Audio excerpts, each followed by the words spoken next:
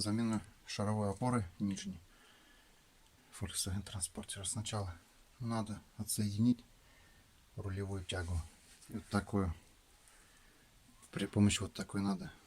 Поставили и отпустили машину чуть-чуть. Вот сюда надо бить. Так. Ну и это надо открутить. Без этого никак. С одной стороны.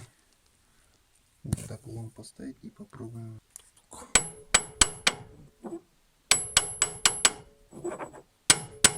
Вылетел с помощью вот такого лома.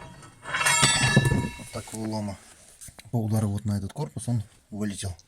Но тут надо два человека. То есть один человек надо, чтобы лом держал. С помощью этой кувалды. С помощью этой кувалды пробовал. Не получилось. А с помощью вот молотка более мелкого, более маленького размера, да, более маленького размера, удалось его выбить, то есть он вылетел.